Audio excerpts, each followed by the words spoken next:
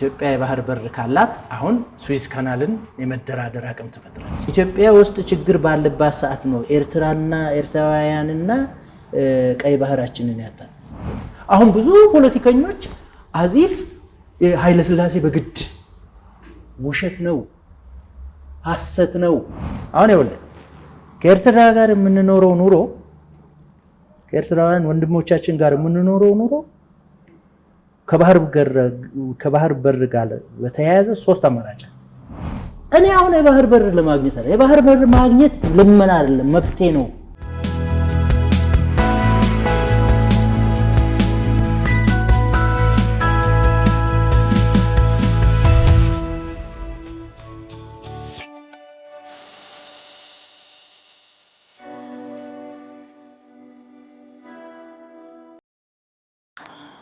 እንደው ዶክተር አሁን በቅርብ ጊዜ ደግሞ የህዳሴ ግድብ ያው ወደ መጠናቀቁ ደርሷል።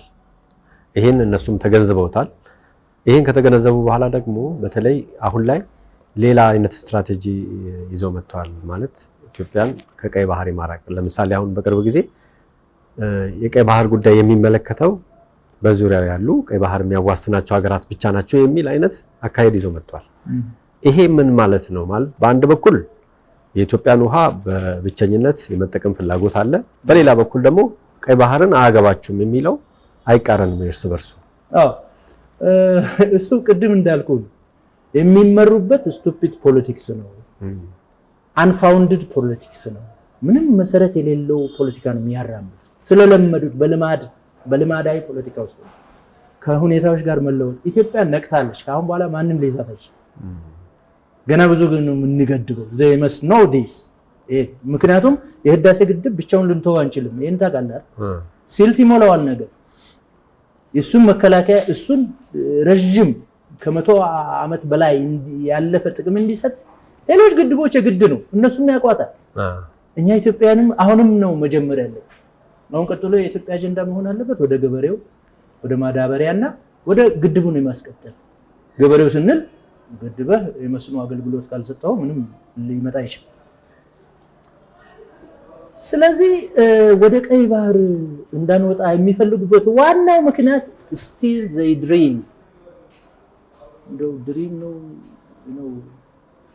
ማለም illusion ነው። actually dream ሊሳካም ላይሳካም ይችላል። የማይሳካ ድሪም ነው still ነው ያሉት። ምንድነው የሚያስቡት? still ነው በዚህ በተጽዕኖ አድርገን ካስፈለገ የሆነ ቀን በጦርነት እንገጥማታለን ኢትዮጵያ። ይሄን የውሃ አጠቃቀሟን ውሃ እንዳትጠቀም ለማድረግ ጦርነት እንገጥማለን ብለው ያስባል። ኢትዮጵያ የባህር በር የላትም። ወደ ባህር በር ከወጣች የባህር ኃይል ይኖራትም። በባህር በር በኩል መጥተው እንግዲህ 60 ኪሎ ሜትር እኮ ነው፣ ከ60 የሚያነሰ ቦታ አለው። 40 ምናምን ኪሎ ሜትር የሚደርስበት ጠባብ ቦታዎች አሉ። በዛች ርቀት በባህር መጥተው እኛ ባህር የለንም ሊመቱን ይፈልጋሉ።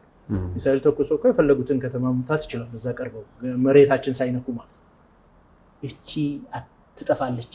እኛ ወደ ባህር በር ወጣን ማለት የባህር ኃይል ይኖረናል፣ ወደብ ይኖረናል። የነሱ ተጽዕኖ ያበቃል። በአፍሪካ ቀንድ ያላቸው ሞኖፖሊ ኦፍ ስትራቴጂክ ኤሪያ ያቆማል። በኢኮኖሚም በፖለቲካም በዲፕሎማሲም የምትገዳደር ሀገር ትሆናለች ኢትዮጵያ። እቺ እንዳትሆን ፈርስት ኦፍ ኦል ባህር በር ያሳጡን እነሱ አይደል? እድሜ ለወያኔና ለሻዕቢያ የባህር በር እንድናጣ እኮ ያደረጉን እነሱ ናቸው። እንድናገኝ እንዲፈቅዱ ማንም ይጠብቀው? እኛ የዋሆች ወይስ ደደቦች ነው? ማንም ይፈቅድልን? ያለያዩን እነሱ ናቸው። በዛው ልዩነት እንዲቀጥል ነው የሚፈልጉ። this is the main point እነሱ ኢትዮጵያን የማዳከም ለዘላለም ተመልሰው ህዳሴ ግድብን ሸት የማድረግ ዓላማ አላቸው። ለዛ የሚሆነውን ከማድረግ ወደ ላይ። ስለዚህ አንደኛው ይሄ ነው። ሌላው የሚፈሩት ይሄ ተሰሚነት በዓለም አቀፍ ደረጃ የሚኖራቸው ተሰሚነት ይወርዳል። ኢትዮጵያ የባህር በር ካላት አሁን ስዊዝ ካናልን የመደራደር አቅም ተፈጥራለች። ኢትዮጵያ በአሰብ አካባቢ ወደ 500 ኪሎ ሜትር እኮ ነው በ60 ኪሎ ሜትር ልዩነት ያለ ነው። ከዛ ላምበሳ አካባቢ እስከ ራስ ዱሜራ ነው ድረስ ጅቡቲ ድንበር ድረስ 500-600 ኪሎ ሜትር እኮ ወደዛ ወጣን ማለት ከሱዌዝ ካናል የሚከላከል አሁን እኩል ስታተስ ላይ ነው። የነሱ መርከብ በዛ ያልፋል፣ የኛም መርከብ በሱዌዝ ካናል ያልፋል። እቺን መገዳደር እንዳይኖር አቅም እንዳይኖራት ፓወርፉል ሆና በመቀጠል አጀንዳ ውስጥ ነች ያለችው። ስለዚህ ባህር በር ያሳጣችን ሀገር ባህር በር እንዳይኖረን ብታረግ የሚገርም አይደለም። አሁን የኛ አካሄድ እንዴት ነው? የኛ አካሄድ እንዴት ነው? ቶሎ ምን ማድረግ አለብን? የውስጥ ሰላም ማስከበር። ኢትዮጵያ ከውስጥ ችግር ስትገባ ነው ችግር ውስጥ የምትገባው። ኢትዮጵያ ውስጥ ችግር ባለባት ሰዓት ነው ኤርትራውያንና ቀይ ባህራችንን ያጣን። አሁንም የውስጥ ችግር ካለቀቀን ችግር ለነሱ የተመቻቸ ፈርታይል ግራውንድ ነው የሚፈጠረው እዚህ። እሷን ባለማጣት እሷን ለማባባስ እሷን የበለጠ እንድትፈጠርላቸው ነው አሁን የባህር በር የሚያሳጡ። ስለዚህ this is obvious የሚጠበቅ ነው ከግብጽና አጋሮቿ የሚጠበቅ ነው። እኛ አቅደን which comes first በሚለው order of primacy መንቀሳቀስ አለብን። የውስጥ ሰላም at any cost ቶሎ ማቃለል ያስፈልጋል። እንደው ወደ ኋላ ልመልስቱትና ዶክተር አሁን ግብጾች ከሻቢያና ከወያኔ ጋር በመተባበር ከቀይ ባህር እንዳራቁን ያው ቀደም ተናግረውታል እርሱ። ከዛም ቀደም ብሎ ግን ቀደም እንደጠቀሱት እርሱ ወደ 500 ኪሎ ሜትር የሚደርስ በ60 ኪሎ ሜትር ርቀት ላይ ከባህር እንድንርቅ የተደረገበት ካርታው የተሳለበት የተከለለበት መንገድ ቀደም ሲል አካባቢው ላይ ይሄን በረጅም ጊዜ ሂደት ውስጥ ይሄን ለመፍጠር የታለመ ነው ተብሎ ይታሰባል በብዙዎች ዘንድና ይሄንን እንዴት ያዩታል? እሱ ታሪኩ ይኸውልህ እንዴት ነው የጀመረው መሰለህ? ኖርማሊ ይሄ እኮ ምንም ኩዌሽን የሌለው ነው። የኢትዮጵያ የባህር በር ማጣት በጣም የሚገርም እኮ ነው። እኔ አሁንም እየተሰራ ነው ብዬ አላስብም። ብዙ መንገዶች አሉ ብዬ አስባለሁ። እንደ ግለሰብ ሳስበው አይ ሜቢ ናይቭ ኢናፍ የዋህ ሊሆን ይችላል አቀራረቢ አይ ዶንት ኖ። ግን አንደኛ መጀመሪያ ደረጃ ጣሊያን እኮ ኤርትራን የያዘችው በወረራ አይደለም፣ በቀስ በቀስ ወረራ ነው። በአንድ ጊዜ እንደ ቅኝ እንደሚገዙት ኃይሎች አይደለም። አብዛኛው ወረራ አድርገው ነው የሚይዙት። ይሄ እኮ መጀመሪያ ሱልጣን ኢብራሂም የሚባሉ አንድ አፋራዊ አሰብ አካባቢ ትንሽዬ መሬት ለአሳ አስጋሪ ጣሊያናዊ ይሸጣሉ። በትንሽ ብር እኮ ነው 17,000 ምናምን ሊሬ ነው ጣሊያን ገንዘብ ይሸጣል። ይህ አሳ አስጋሪ ሩባቲኖ ለተባለ ለሌላ መርከብ ድርጅት ይሸጣል። መልሶ ከግለሰብ ወዴት ወጣ? ጣሊያናዊ ወደሆነ ድርጅት ሄደ። ያንን ድርጅት ተከትሎ የጣሊያን መንግስት እየፈለፈለ እያሰፋ ነው መሬቱን እዚህ ድረስ አንዴ ከዚህ ከሰሜኑ ጀግናችን ከራስ አሉላ ጋር ከራስ አሉላ ሰራዊት ከዛም በፊት እየተዋጉ ምጽዋ ድረስ እየተሰደደ እንደገና እየመጣ ምናምን እያለ ነው እስከ ውጫሌ ውል ድረስ ማለት ነው። መጨረሻ ይሄ ሁሉ ተስፋፍቶ አሁን ኤርትራ የምትባለው አካባቢ ከደረሰ በኋላ የውጫሌ ውል የተደረገው ሁኔታዎች አመቺ ነበር። አንድ እጅግ በሺህ ዓመት የሚቀድመን አውሮፓዊ ኃይል እጅግ በሺህ ዓመት ወደ ኋላ የቀረ የኛ አስተዳደር ሊቋቋሙ የሚችሉ አልነበር። ያን ሄዶ ነፃነት ለማውጣት የሚችሉ አልነበር። ይሄ ትሩዝን እየተቀበለ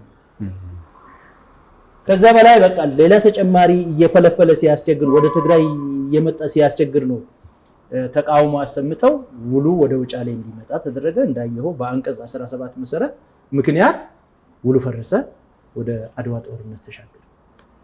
ተመልከት አሁን የአሰብ አካባቢ አንድ ቴሪቶሪ አንድ ግለሰብ ሊሸጥ አይችልም፣ የአንድ ሀገር አካል። ይሄ ጥያቄ አለ። ሌላው ትልቁ ደግሞ ጣሊያን 40 ዓመት ገዝቷት ኢትዮጵያ ኦሬዲ ወደ አገሯ ከ5 ዓመት ስደት በኋላ አፄ ኃይለ ሥላሴ ከተመለሱ በኋላ ኤርትራ ለ10 ዓመት በእንግሊዝ ሞግዚትነት ተዳደረች። በዛን ጊዜ መጨረሻ የቅኝ ግዛት የነበሩ አገሮች ጉዳይ ሲወሰን የኤርትራ ጉዳይም እንደ አገር ተነሳ። ተነስቶ 2 ጊዜ ነው ቡድን የተዋቀረው ያንን ኤርትራ እንዴት ትሁን የሚለው ለመወሰን 2 ጊዜ ቡድን ተዋቀረ። የመጀመሪያው ቡድን አረቦች ያሉበት ቡድን ነበረ ትገንጠል የሚል አረቦች አሁንም ኢትዮጵያ ትበታተን ነው አላማቸው። ትገንጠል የሚል ውሳኔ ተወሰነ። ትገንጠል ይሰራል አይሰራም የሚል ሌላ ቡድን መጣ። ሲመጣ ኤርትራ የምትባል ሀገር አንደኛ ያላት ወደብ ነው፣ የባህር በር ነው፣ አሳ ነው። የባህር በር ደግሞ ኢትዮጵያ ካልተጠቀመች ሱዳን ወደብ አላት፣ ግብጽ ወደብ አላት፣ ሳውዲ አረቢያ ወደብ አላት፣ የመን ወደብ አላት፣ ጅቡቲ ወደብ አላት። ወደብ የሌላት ኢትዮጵያ ካልተጠቀመችበት ኤርትራውያን መኖር አይችሉም። ስለዚህ ያላቸው ይሄ ከሆነ ከኢትዮጵያ ጋር በፌዴሬሽን ካልሆነ መኖር አትችልም ተብሎ ነው ወደ ኢትዮጵያ በፌዴሬሽን ትተዳደር የሚል የተባበሩት መንግስታት ውሳኔ የተወሰነው።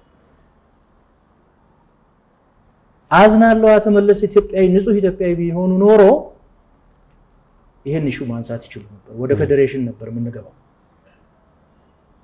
የባህር በር የኤርትራ ለኢትዮጵያ ማይጠቅምም። የኤርትራ ሙሉ ነፃነት መስጠት ለኤርትራውያንም አልጠቀምም። ጠቀማቸው ነው ለኤርትራውያን ጠቅሟል። ያነጻንም ኦፍ ኮርስ ኤርትራውያን ሲናገሩ ሰማል ሉዓላዊነት የሚሉት ነገር አለ። 90% ወጣትን ኃይል ለባህር አሳነባሪ የዳረክ ነፃነት አይገባኝ፣ ሉዓላዊነት አይገባኝ። ዋን ዌይ ኦር አናዘር ይሄን ሰራዊት ይሄን ወጣት ኃይል ለሀገር እንዲጠቅም ማድረግ ነው። ለኢትዮጵያም ተጠቀመ አልጠቀመም ይሄው በየጊዜው እያመረቀዘ የሚፈነዳ ቦምብ ሆኖ ሁላችንንም ያስቸግረን ነው። ወጣቶቻችንን ያስጨረሰ ነው። አንዴ ባድመ ስንል አንዴ ወያኔ ባነሳው ጦርነት ህዝቡን ፈጀ ነው። ወጣቱን ኃይል ፈጀ ነው። ስንት ኢኮኖሚ ማሳደግ የሚችል ኃይል ስንት መፍጠር የሚችል ኃይል ነው ዝም ብሎ ያለቀው። እኛ ራሳችን ነው መብታችንን ያጣል። ስለዚህ የተባበሩት መንግስታት አንዱ ነው። ከዛ በኋላ ደግሞ አፄ ኃይለ ሥላሴ መጡ። አፄ ኃይለ ሥላሴ ደግሞ ዩኒፋይ ሲያደርጉ ኤርትራ ሲቀላቀሉ በኤርትራ እንደራሴዎች ጥያቄ ብዛት ነው። ሁሉ ጊዜ ጥሩ ነገር ስትሰራ መጥፎ ነገር የሚሰራብህ ከጎንህ ይሄ ታወቀ። በተለይ ግብጽና ሱዳን ኢትዮጵያ ውስጥ ምንም ተአምር ቢፈጠር ምንም ጥሩ ነገር ቢኖር ወደ መጥፎ ከመገልበጥ ውጭ አማራጭ እንደሌላቸው የሚያምኑ ህዝቦች እንደራሴዎች ተሰብስበው እያስጨነቋቸው በአውሮፕላን በሄዱ ቁጥር አውሮፕላን ማረፊያ ሆኖ ድሮ ጃኖ የሚባል ታውቃለህ አይደል? ትልቅ ጋቢ የሆነ ቀይ ጥለት ሰፊ ያለበት እሱን አንጥፈው ለምንድን ነው ወደ እናት ሀገራችን ማትቀላቅሉን እያሉ በመጠየቅ ነው። አሁን ብዙ ፖለቲከኞች አዚፍ ኃይለ ሥላሴ በግድ ውሸት ነው ሐሰት ነው። የኤርትራውያን እንደራሴዎች የህዝብ ተወካዮች ጥያቄ ነው አፄ ኃይለ ሥላሴ ለዛ ውሳኔ። እንደውም አክሊሉ ሀብተወልድ ሚኒስትሩ ጠቅላይ ሚኒስትሩ ነው ከእናት ሀገራችን ይቀላቅሉን የሚለው የኤርትራውያን ጥያቄ እያንዳንዱ ኤርትራዊ እስኪያነሳው ሁሉም ኤርትራዊ እስኪያነሳው እንጠብቅ የሚል አቋም ነበራቸው። አፄ ኃይለ ሥላሴ ህዝቡ እያነቡ እንደራሴዎች አውሮፕላን አስመራ በሄዱ ቁጥር እያነቡ ሲያስጨንቋቸው አብረው ነው ያለቀሱት። ከዛሬ ጀምሮ ከእናት ሀገሯ ተቀላቅላለች። የህዝብ ጥያቄ ነው። እሱን ኢሹ ማንሳት ይቻል ነበር፣ አላነሱ። እሺ የመገንጠል ጥያቄ እንደውም ላንሳል። ፕሮፌሰር አስራት እኮ ኤርትራ እንድትገነጠል ሁኔታዎች የኢትዮጵያ መንግስት ሁኔታዎች ሲያመቻች በወቅቱ የነበረው መንግስት ሲያመቻች ተቃውሞ አንስተዋል። ኤርትራና ኢትዮጵያ ተጋብተው ኖረዋል ከተባለ ተጋብተው ነው የኖሩት መፋታት አለባቸው ከተባለ ፍቺው በአግባቡ ይፈጸም፣ ሪሶርስ እንካፈል። ባልና ሚስት ሲለያዩ ምንድነው የሚደረገው? አብሮ በጋራ ያፈሩት ሀብት ይከፋፈል። ተከፋፈለ። የኢትዮጵያ የራሳችን መንግስታት ችግር ነው። አሁን እኔ ችግሩ አሁንስ በትክክለኛው መንገድ እየተወጣ ነው አይዳውት እየተወጣ ነው አይደል? የራሳችን እሳት መጀመሪያ ማጥፋት የውስጥ እሳት ነው። ትክክል። እንደው የግድቡ መጠናቀቅና ወደ ስራ መግባት በቀጣይ በአባይ ዙሪያ የሚደረጉ ድርድሮች፣ ተቃውሞዎች እንዲህ አይነት ጉዳዮች በአጠቃላይ በዚህ ዙሪያ ያሉ ችግሮችን ከመፍታት አንጻር ምን አንድምታ ይኖራል ብሎ ያስባሉ? ጥሩ ጥያቄ።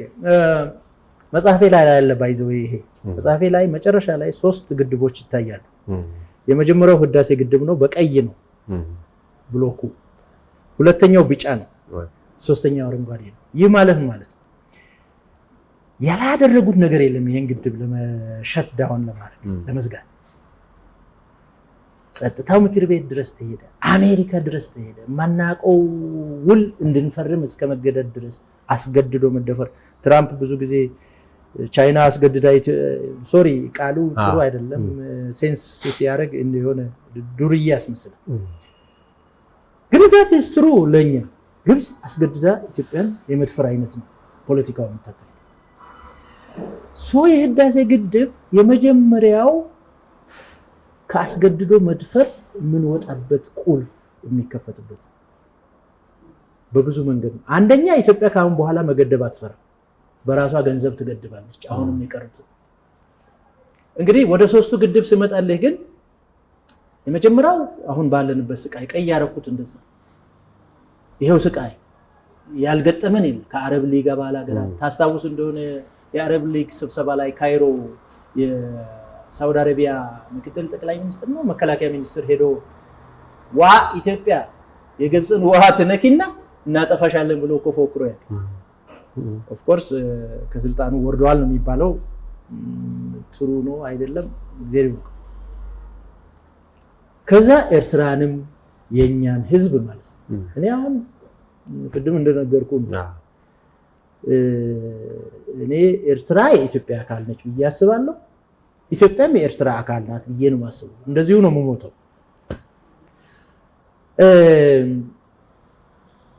እዚህ ላይ እንግዲህ ወደ ጥያቄ በደንብ ለመመለስ ይሄ ግድብ ትልቅ ስራ ነው የሚሰራው። አንደኛ የላይኛው ተፋሰስ ሀገራት የሚባሉት ዘሬስ 9 ማለት ኢትዮጵያን ጨምሮ 9ኙ ሀገራት ካሁን በኋላ ይደፋፈራል።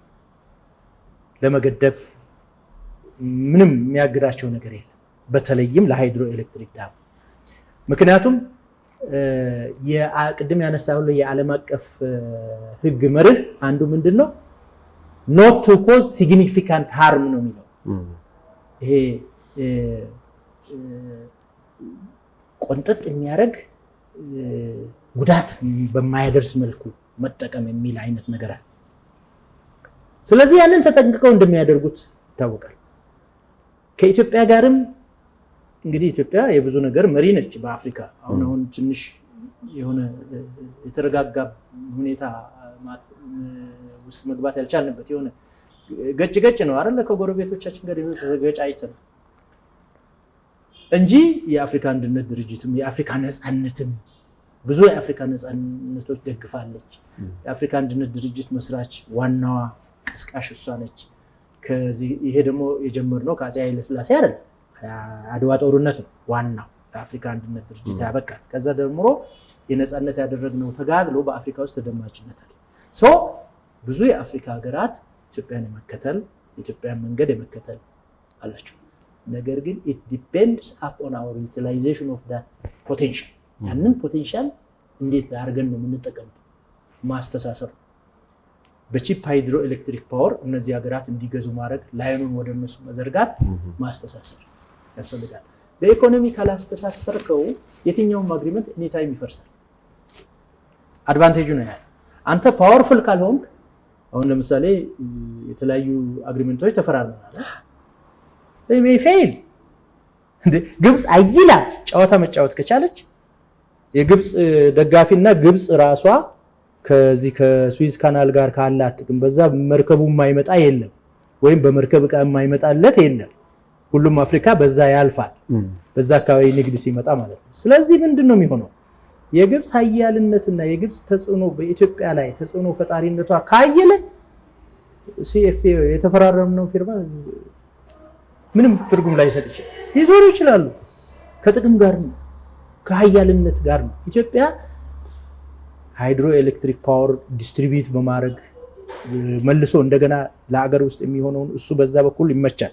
ዲስትሪቢዩት ለማድረግ ወደዚህ ለመሀል ሀገር ደግሞ ከዛ በላይ እንደገና ማምረት ወደ ሚድል ኢስት ለማሻገር መሞከር። ኤርትራ እንደዛሬው አትቀጥልም። ኢሳያስ አንድ ቀን ይወጥቃል። የኤርትራ ህዝብ አዲስ ሃይድሮ ኤሌክትሪክ ዳም አያስፈልገው ከኛ መውሰድ ይችላል። ወዘተ ወዘተ በደንብ መቆለፍ። ከዛ በኋላ የኢትዮጵያ ፖቴንሻል፣ የኢትዮጵያ አቅም፣ የኢትዮጵያ ተሰሚነት፣ የኢትዮጵያ ጂኦፖለቲካል ፓወር መሆን ይመጣል። ስለዚህ እዚህ ጋር ነው ጨዋታ ያለው። ይሄ ግድብ መጠናቀቅና ስራ መጀመር አንድ እርምጃ ወደፊት ነው። ይሰብራል፣ ጠላት ይቀንስልናል፣ የውስጥ ሰላም እናገኛለን። you see indirectly እነዚህ የውስጥ ሰላም በጥባጭ ኃይሎች በግብጽ ዶላር ነው የሚንቀሳቀሱት፣ በግብጽ መሳሪያ ነው የሚንቀሳቀሱት። ስለዚህ ይሄን የግብጽ ህዝብ ስለሚደግፈው ነው አይደል? መንግስቱን ስለሚደግፈው የግብጽ ህዝብና መንግስት ማለያየት ነው የኛ ስራ መሆን አይደል? ያንን የምናለያየው እየገደብን 1 2 3 አንደኛው ተጽዕኖ አላደረገብንም። ዋና ተጽዕኖ ማድረግ ያለበት ይሄ ነው አይደል? ቀጥሎ ያለው እኮ የዚህ ሴፍቲ መጠበቂያ ነው እንጂ ምንም ተጽዕኖ አናደርግ። ሁሉም ተርባይን አንቀሳቅሶ ነው የሚሄደው ውሃው። ይሄን ስናሳይ ከኢትዮጵያ ጋር በጠላትነት ለምን ታኖሩኛላችሁ የሚል ጥያቄ ግብጽ ውስጥ እንዲነሳ ማድረግ እንችላለን።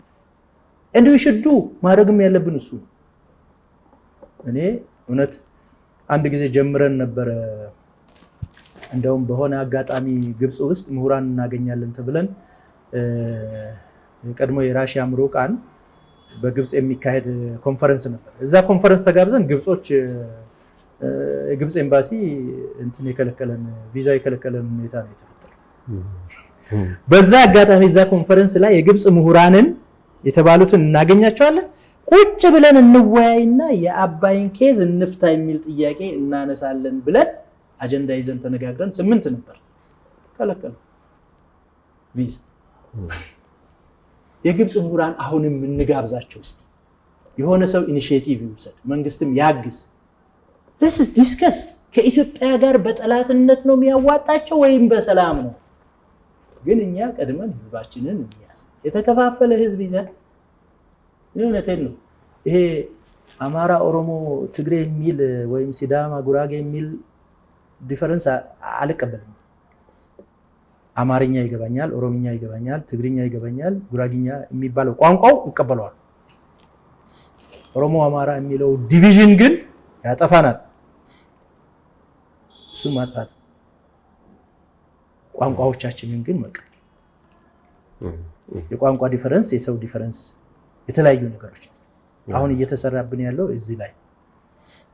ስለዚህ የግብጽ ምሁራን እስቲ ምሁራን የሚባሉትን በትክክል እናምጣቸውና ኢትዮጵያ የባህር በር እንዳታገኝ በማድረግ ወንዞቿን ለሃይድሮ ኤሌክትሪክ ዳም እንኳን እንዳትጠቀም በማድረግ ሰስቴኔብል ወተር ሶርስ ታገኛላችሁ ወይ? እስከ መቼ ነው የሚያዘልቃችሁ እንዴ? ቅድም ያልኩት እኮ ነው።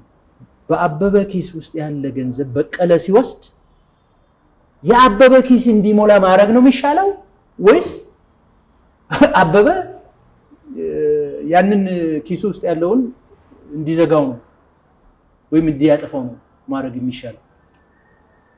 በቀለ የአበበ ኪስ ውስጥ ያለ ገንዘብ ሲወስድ የአበበ ኪስ እንዲበለጽግ፣ አበበ ፈቃደኛ እንዲሆን፣ አበበ ስለበቀለ እንዲጨነቅ ኢቭን ዞ ከሱ ኪስ ቢወስድ ይሄ በዓለም ላይ I think the world is led by stupid people። እኔ አንዳንዴ በጣም ያሳዝነኛል። ለምንድን ነው በትክክለኛ መንገድ በጨዋታ በሰላማዊ መንገድ ችግሮቻችን ማንፈታ? ግብጽ ኢትዮጵያን አስገድዶ በመድፈር የውሃ ከኢትዮጵያ የሚመጣ ውሃ ለዘላለም ልታገኝ እንደማትችል መረዳት አለባት ብዬ አስባለሁ። አሁን ጀምረናል፣ አንመለስም ወደኋላ። and they should sense that so መለወጥ ነው ያለባቸው። ምን ማድረግ አለበት? ወንቦች ጣናን ሲወርቆ ለቤር ከትሳንት እንዴ ውሃ እንፈልጋለን ይላሉ። ኢትዮጵያ ውስጥ ውሃው ችግሩ ሲገባ አይመጡ አይረዱ ተፋሰሱን አያለሙ። it's very simple እኮ ነው። አትንኩ ከማለት ኢትዮጵያ ውስጥ ሪቨራይን ትሪስ ይሄ ናቹራል ገጽታውን የተፈጥሮ የአባይን ተፋሰስ በመመለስ የውሃውን ኃይል እኮ መጨመር ይቻላል። ለምንድን ነው ያለውን ውሃ አትጠቀሙ ብለው ኢትዮጵያን ያውም የራሷን ውሃ አትጠቀሚ ከማለት ከኢትዮጵያም አልፎ ወደ እነሱ እንዲሄድ ለምን አይሰሩ? አዘርዋይስ እኮ አንድ ቀን እኛም ባንሆን ተፈጥሮ ይዘገባቸው ይችላል። ይሄን ማሰብ አይችሉም እንደ የግብጽ ምሁራን? That is the way to live peacefully with Ethiopia. እና ይሄ ግድብ በደንብ ቆመው እንዲያስቡ ያደርጋቸዋል። ጠላቶቻችን ቆመው አስሬ እንዲያስቡ ያደርጋቸዋል። they lost nothing ምንም ነገር አላጡ። ይሄ ግድብ እኛ እኮ ግድቡን ስንሞላ እነሱ በጎርፍ እየተጠለቀለቁ ነበር። አሁን ምን መሰለህ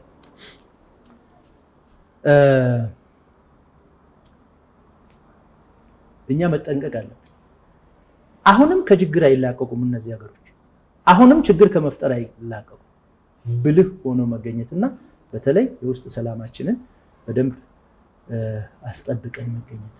ወደ አገራዊ አንድነታችን እንመለስ። ይሄ ወያኔ አምጥቶት ይኸውልህ ዘረኛ መጀመሪያ ራሱ ዘረኛው ነው የሚጠፋው።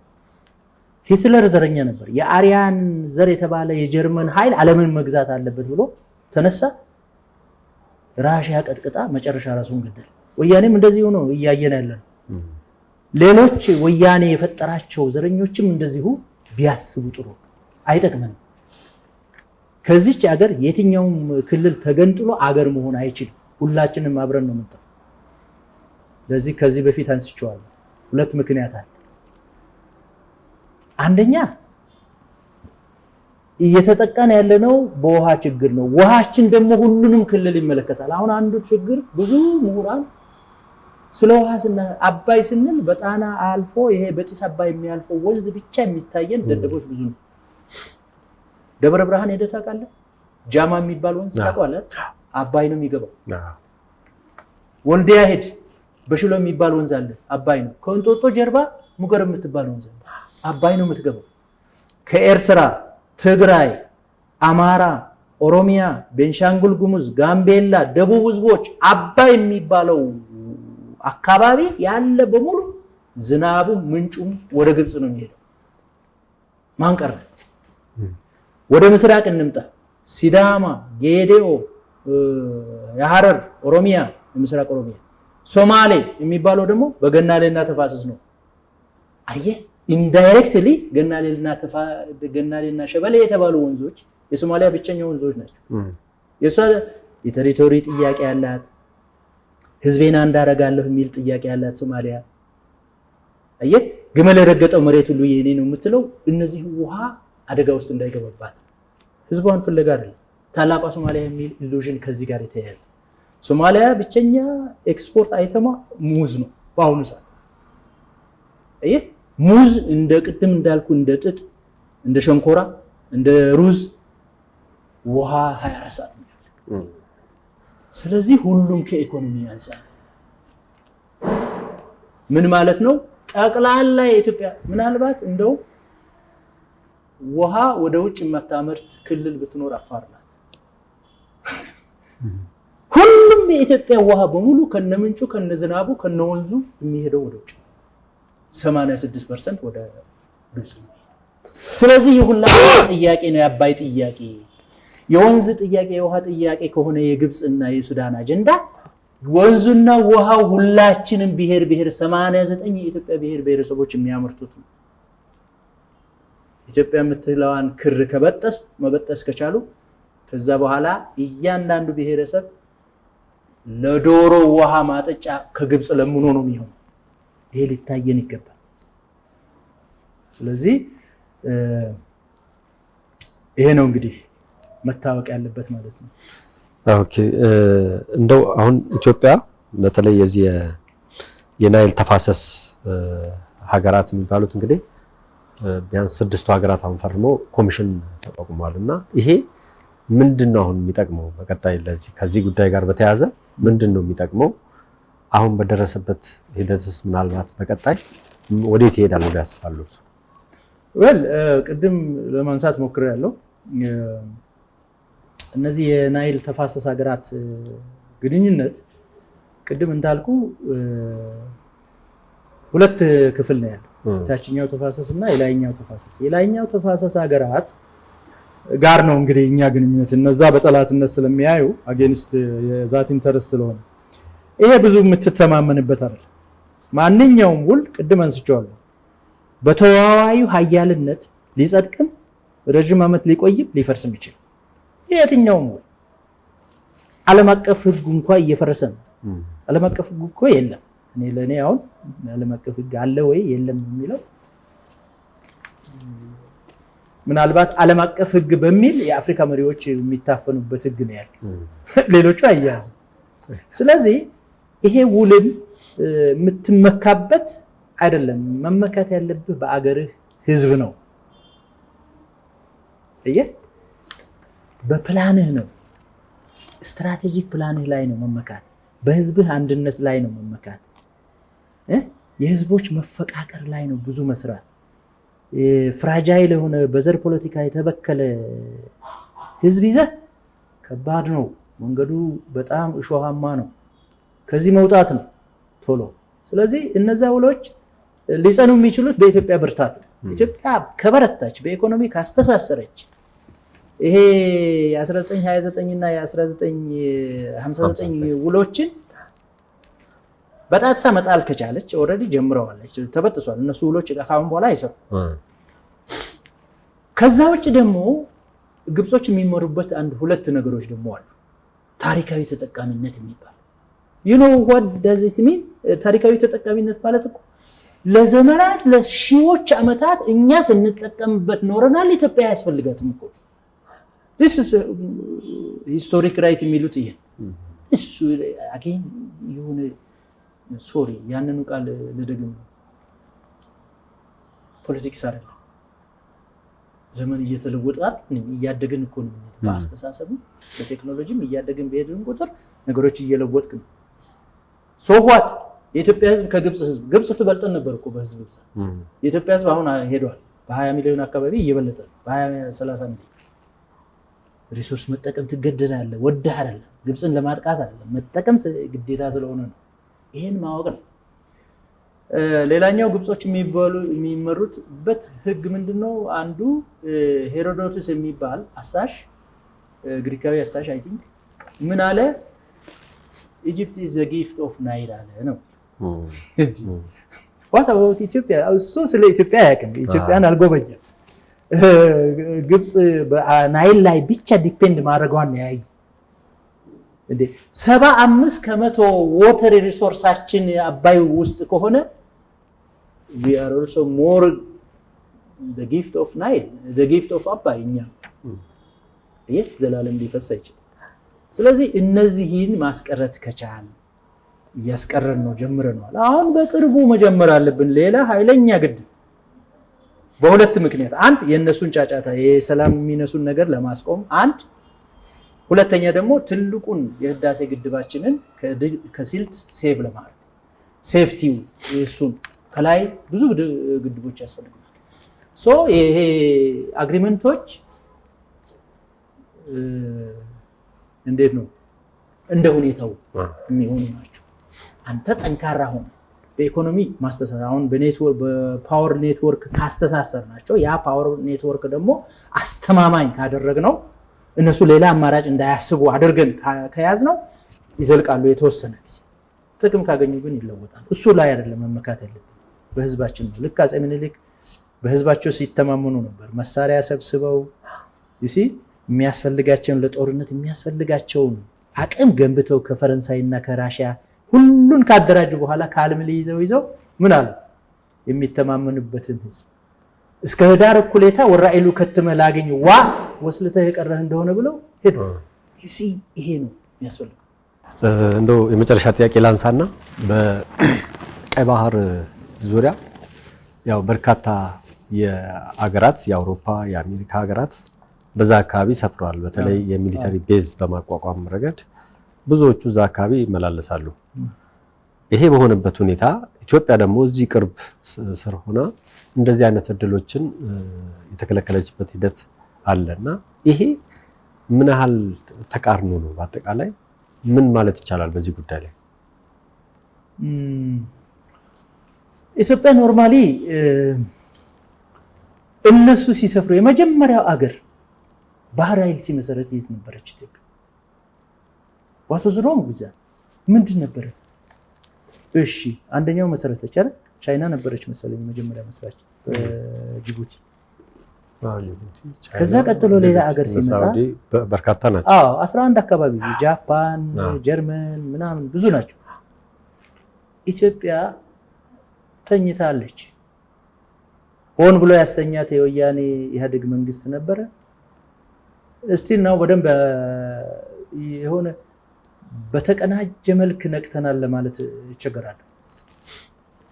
ቦልድሊ እንነጋገር። የመጀመሪያው አገር ጅቡቲ አካባቢ ሲመሰርት እኛ ከጅቡቲ ለምን አልጠየቅን? ጠይቀን እምቢ ብላለች። አላውቅም፣ መረጃው የለኝም።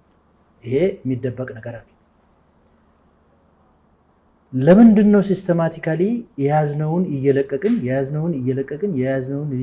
የምንሄደው? ፕላን አድርገን መጀመር ከጀመርን አለመለቀቅ ነው። በህዝባችን መተማመን ይሄ ነው እኮ የምልህ። መጀመሪያ you must plan for many years። ይሄ እስከ አፍንጫ አይደለም ፕላን ማድረግ ያለው። ጥልቅ ብቅ አይደለም። በደንብ አቅደህ ተወያይተህ ኔጌቲቭ እና ፖዚቲቭ ኢፌክቱን በደንብ አይተህ አመዛዝነህ ፖዚቲቭ ሲበልጥ ነው እርምጃ ውስጥ የምትገባው። እንደዛ አይነት እቅድ ለምን አልነበረም? አቶ መለስ ያጠፉትን አቶ ኃይለማርያም ማስተካከል ነበረባቸው። ህጋዊ በሆነ መንገድ መጠየቅ ነው። አሁን ይኸውልህ ከኤርትራ ጋር የምንኖረው ኑሮ ከኤርትራውያን ወንድሞቻችን ጋር የምንኖረው ኑሮ ከባህር በር ጋር በተያያዘ 3 አማራጭ።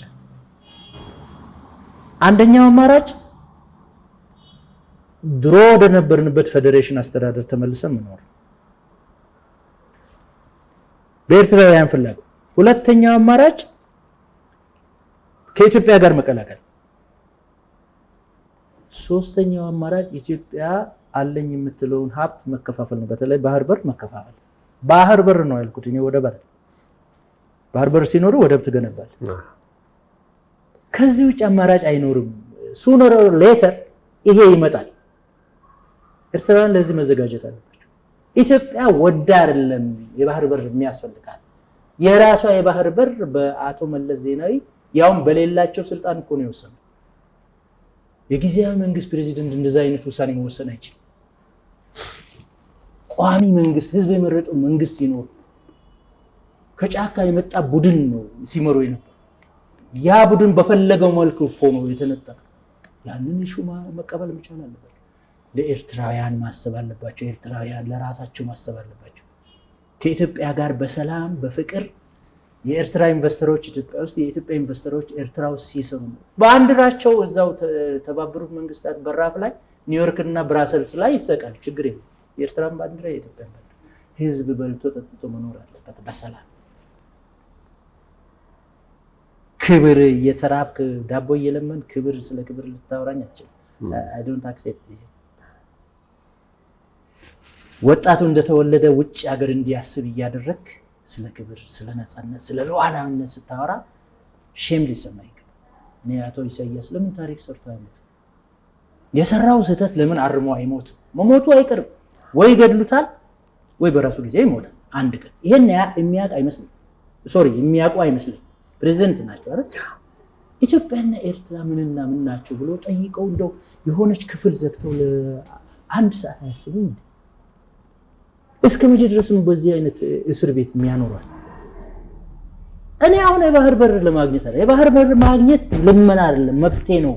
የሚመራኝ አካሄድ ትክክለኛ አካሄድ ስላልተመራው እንጂ ባህር በር የኢትዮጵያ መብት ነው። የኢትዮጵያ መሬት የኢትዮጵያ ባህር ነው። እንዴ ቅድም ያለኩት እኮ ነው። ታሪካዊ አመጣጡ ግን የቅኝ ግዛት ውል ድንበር ይከበር ቢባል ኢትዮጵያ ቅኝ አልተገዘችም። የቅኝ ግዛት ውል ልትቀበል አትችልም። አንድ ይሄ ህጋዊ መንገድ አለ። የዓለም አቀፍ የቅኝ ግዛት ድንበር ይከበር የሚል ዓለም አቀፍ ህግ አለ። ኢትዮጵያ ካን ኢግኖር ዛት ብለድሽት ውል አለመቀበል መብቷ ነው። ቅኝ አልተገዛችም። በሴራ ነው ያ ቦታ የተያዘው። ብዙ ሴራ ነው ያለው። የመጨረሻው ሴራ ግን አቶ መለስ ዜናዊ የሰሩት ሴራ ለምን ለኤርትራ ህዝብ የማይጠቅም ለኢትዮጵያ ህዝብ የማይጠቅም ውሳኔ ለምን ወሰኑ? በጣም ያሳዝናል። እና የባህር በር ጥያቄያችን ጄንዋይን ጥያቄ ነው። በህግም በትክክለኛ መንገድ እነዚህን ሁሉ ታሪካዊ አመጣጦች ኤርትራ የቅኝ ተገዢ ነበረች የሚለው እንዴት ነው የቅኝ ተገዢ የሆነችው? አየህ አንድ ሱልጣኔት ኢትዮጵያ ጠረፏን በስነ ስርዓት እንትን በማትልበት ሰዓት የዛ አካባቢ ተወላጅ በሸጠው ምክንያት ያችን ተከትላ ቀስ እያለች የሄደችበት መንገድ ማንሳት ትችላለህ። የተባበሩት መንግስታት ፌዴሬሽን ጉዳይ ማንሳት ትችላለህ። አፄ ኃይለ ሥላሴ የቀላቀሉበት ምክንያት አለ፣ ግልጽ ነው። ያ ምክንያት ዛሬም የሚነሳ ነው።